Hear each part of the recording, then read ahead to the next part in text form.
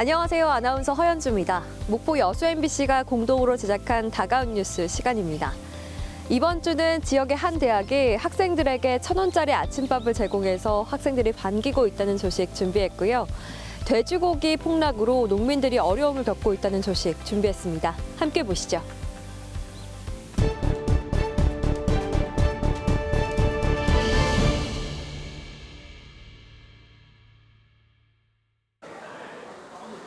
목포대학교 구내식당. 이른 아침부터 학생들로 가득 찼습니다. 샌드위치와 달걀, 스프와 과일을 접시에 담아 허기진 배를 채웁니다. 호텔 조식 부럽지 않은 아침 식사비는 단돈 1,000원입니다. 1,000원이라는 것도 삼각김밥도 1,000원이 넘어가지고 먹기 힘든데 이렇게 1,000원은 해준다니까 부담 없이 많이 먹을 수 있는 것 같아요. 목포대가 1,000원짜리 아침밥을 준비한 건 이번 학기부터. 광주 등에서 장거리 통학하며 아침을 거르는 전교생 6,000명 중 5분의 1가량의 학생을 배려하기 위해서입니다.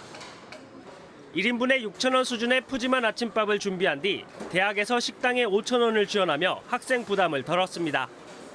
평균 300명분의 아침밥이 준비되는데 학생들의 호응 속에 재료가 모두 소진되고 있고 덕분에 이른 아침부터 시골 캠퍼스도 북적거리게 됐습니다. 학생들의 체력은 학생들이 기본적인 생활을 영위하는 데 가장 중요한 요소라고 생각을 합니다. 그것을 충족시키는 게 대학에서 해야 될 가장 기본적인 일이라고 생각하고 있습니다. 목포대는 더 많은 학생들이 아침밥을 먹을 수 있도록 추가 지원을 확보할 계획입니다.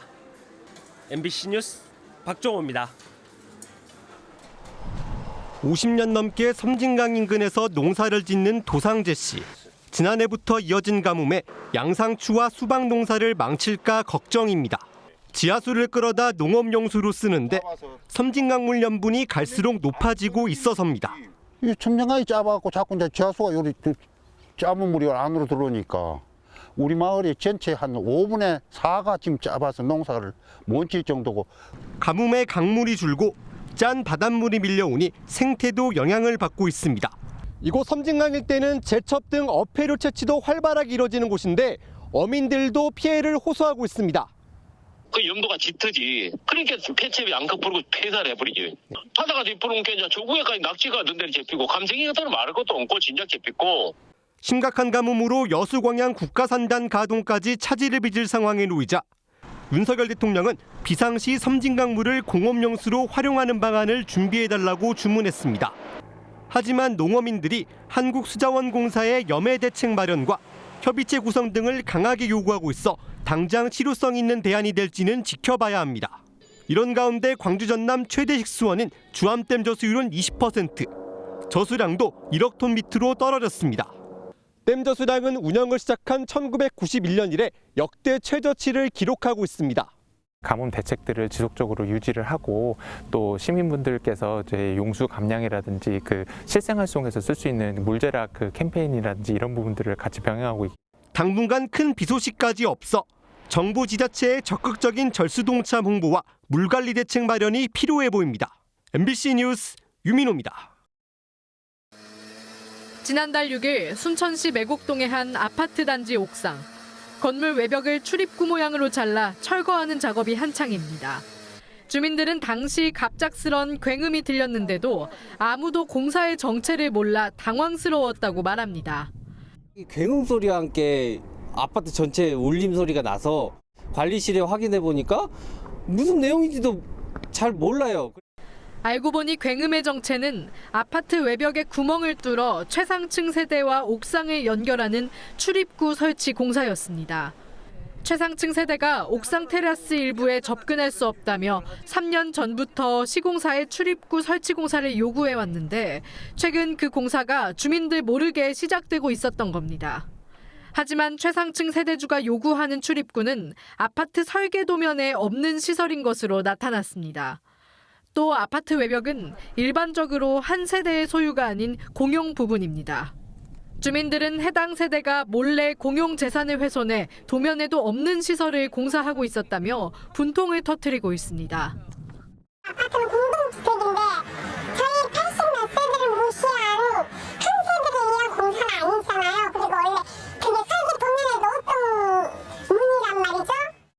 심지어 해당 작업은 건물 무게를 지탱하는 내력벽을 철거하기 때문에 공사 전 아파트 소유주 3분의 2의 동의를 받아야 합니다. 주민들은 인테리어 공사라는 세대주의 말만 믿고 동의를 해줬었다며 황당함을 감추지 못하고 있습니다.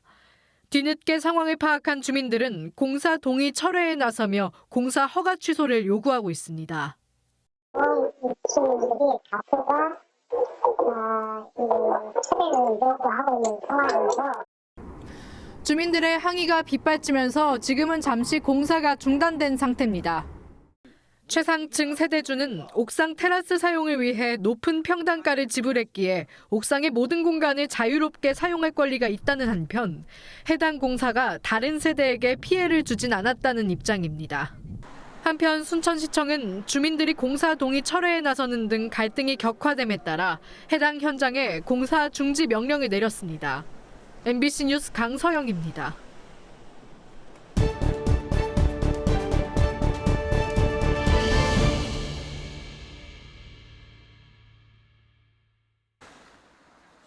지난해 전남 인구는 181만 7,697명, 4년 전보다 6만 5천여 명 줄었습니다. 인구가 하향 곡선을 그리면서 올해는 180명 선도 무너질 위기에 처했습니다. 매일 51명씩 전남을 떠난 셈인데 이 가운데 96%가 청년입니다.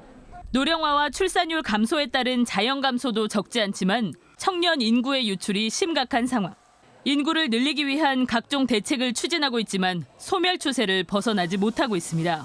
전남의 청년 인구 감소는 오히려 지방 소멸을 부추기고 전남의 경제 인구를 위기로 빠뜨리는 심각한 상황이 아닐까라는 생각이 듭니다.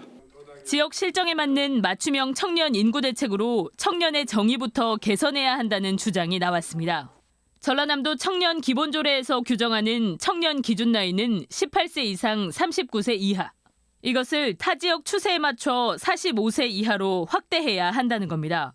청년의 기준 나이를 올려 정책의 수혜자를 늘리고 청년 정책에 대한 반발심을 낮추면서 얻을 수 있는 다양한 효과 때문입니다. 실제 전남의 중위 연령은 지난 2020년 기준 48.5세로 전국에서 가장 높고 다른 지역과 격차도 갈수록 커지고 있습니다. 전라남도 청년정책조정위원회에 청년 참여를 지금보다 높이는 것도 필요합니다. 실질적인 운영을 할 수 있는 위원장과 그 위원을 청년 중심으로 바꿔야 한다. 그래서 공급자 중심의 정책이 아니라 수요자 중심의 정책으로 바뀌어야 한다. 전남 22개 시군 가운데 16곳이 인구 감소 지역으로 분류돼 있습니다. 다양한 청년 지원 정책을 추진하고 있지만 청년들에게 피부에 와닿지 않는 정책들이 대부분인 실정. 주거나 출산 보육 정책은 물론 뮤직 페스티벌과 청년 축제 등 실제로 청년들이 지역에서 보고 즐기고 머무를 수 있는 프로그램 개발 등 현실적인 정책 발굴이 필요해 보입니다. MBC 뉴스 김진선입니다. 무한해한 돼지 사육 농가입니다. 우크라이나 러시아 전쟁 여파로 국제 곡물가가 급등하면서 돼지 사료값도 2년 새 배 가까이 뛰었습니다. 문제는 돼지 고기값은 계속 하락세에 있다는 점입니다. 한때 1kg에 7,800원까지 치솟았던 도매 가격이 최근 4,300원대까지 떨어졌습니다. 돼지고기 1kg 생산비는 5,500원. 농가는 한 마리를 출하하면 많게는 10만 원가량 손해를 보고 있습니다. 예, 이런 식으로 지금 이제 가격이 계속 지속된다면 마이너스 결산을 해서 농가가 이제 도산하고 파산할 가능성이 크죠. 난방용으로서는 전기요금까지 최근 크게 올랐습니다. 사료 가격이 제일 문제예요. 그래서 2021년도부터 지금까지 한다면 평균적으로 한 59.8% 정도 사료비가 인상이 돼서 경영하는 데 상당히 힘들고 또 경기 침체로 소비가 위축된 가운데 한우 가격 폭락으로 대대적인 한우 할인 행사가 이어지면서 상대적으로 돼지고기 수요는 더욱 줄어들고 있는 모양새입니다. 여기에 매년 늘고 있는 수입산에 올해 돼지 공급마저 평년을 상회할 것으로 예상돼 돼지 사육 농가의 고통은 더 깊어지고 있습니다. MBC 뉴스 문현철입니다. 다음 달 정원 박람회가 열리는 순천만 국가정원. 2013년 첫 박람회 이후 2015년에 대한민국 제1호 국가정원으로 지정됐습니다. 현재 울산 태화강 국가정원까지 전국의 국가정원은 단 2곳뿐입니다. 지난해 순천은 40억 원, 울산은 21억 원의 국비를 국가정원 관리 명목으로 지원받았습니다. 최근 3년간 이어진 코로나19로 인해 전 세계적으로 공원과 정원에 대한 관심이 높아지면서 전국의 지자체들이 국가정원에 눈을 돌리고 있습니다. 우선 대전과 세종이 제3호 국가정원에 도전하고 있고 충남 공주와 강원도 춘천 정선, 가까운 나주와 익산 등 40여 개 지자체들은 지방정원 조성을 추진하고 있습니다. 특히 산림청이 제시하는 국가정원의 요건이 크게 희소성과 적정성, 상징성이다 보니 순천만 국가정원이 갖는 의미는 남다릅니다. 이제 산속에 있는 산림에만 정책이 국한되는 것이 아니라 도심지 가까이에서 국민들 모두께서 직접 누릴 수 있는 그 산림 그리고 자연 환경, 요즘에는 도시 환경 재생 문제와도 맞물려서 정원 그리고 수목원에 좀 일찍부터 관심을. 순천시는 10월 말 박람회 폐막에 맞춰 박람회 사후 활용과 후방 산업 육성, 국가정원 운영 방향을 설정하기 위한 연구 영역에 착수했습니다. 정원 탐방선과 가든스테이, 그린 아일랜드와 오천 그린 광장 등 핵심 콘텐츠에 대한 박람회 이후 존치 여부는 물론 정원 박람회 정례화 가능성도 검토됩니다. 이번 정원 박람회를 계기로 순천시는 제1호 국가정원에 걸맞는 운영 방식과 기준을 세운다는 구상입니다. 국가정원 하면은 일단은 생태 도시라는 이미지가 먼저 떠오르고 다른 도시들도 이제 시대가 변하면서 생태 쪽으로 많이 관심을 갖는 추세거든요. 다른 지자체들도 저희 순천이 제일 먼저 선점했기 때문에 저희 순천에도 많은 관심을 갖고 계시는 것 같습니다. 순천만 국가정원이 이번 두 번째 국제정원 박람회를 통해 순천의 지속 가능한 성장 동력으로 자리 잡을 전망입니다. MBC 뉴스 최우식입니다.